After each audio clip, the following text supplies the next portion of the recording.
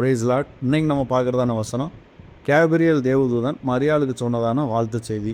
அது லூக்கா எழுதின சுவிசேஷம் 1வது அதிகாரம் 26வது வசனத்திலிருந்து 37வது வசனம் வரைக்கும் நம்ம பார்க்குறோம்.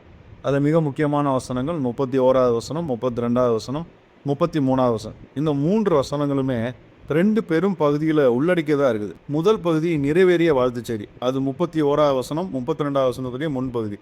2வது பகுதி நிறைவேற வேண்டியதான வாழ்த்து செய்தி, அது 32வது வசனத்துடைய பின்பகுதி 33வது வசனம். நிறைவேறிய வாழ்த்து செய்தின்னு நான் எதை சொல்கிறேன்னா, இயேசு என்று பெயரிடுவாயாக, அது நடந்தாச்சு. அவர் பெரியவராக இருப்பார், அதுவும் நடந்தாச்சு. உன்னதமானவருடைய குமாரன் எனப்படுவார், அதுவும் நடந்தாச்சு. இனிமேல் நிறைவேற வேண்டிய வாழ்த்து செய்தி என்னன்னா, 32வது வசனத்துடைய பின்பகுதி 33வது வசனம். பிதாவாகிய தாவீதின் சிங்காசனத்தை கொடுப்பார், அது இனிமேல் தான் நடக்க போகுது. யாக்கோபின் குடும்பத்தை என்றைக்கும் அரசாழ்வார், அது இனிமேல் தான் நடக்க போகுது. யாக்கோபின் குடும்பம் என்பது 12 கோத்திரம். யாக்கோபிலிருந்து தான் இஸ்ரேல் தேசம் வருது, அது இனிமேல் தான் மேசி ஆளுகை செய்ய போகிறார். அடுத்து பார்க்குறோம், அவருடைய ராஜ்யம் முடிவில்லாத ராஜ்யம். இது தானியேல் புஸ்தகத்தில் 2வது அதிகாரம் 44வது வசனத்தில் சொல்லப்பட்டிருக்குது. அவருடைய ராஜ்யம் என்றென்றும் அழியாத ஒரு ராஜ்யம், வேறே ஜனத்துக்கு விடப்படாத ஒரு ராஜ்யம், அது என்றென்றும் நிலை நிற்கிறதான ஒரு ராஜ்யம். இது இனிமேல் தான் நடக்க போகுது.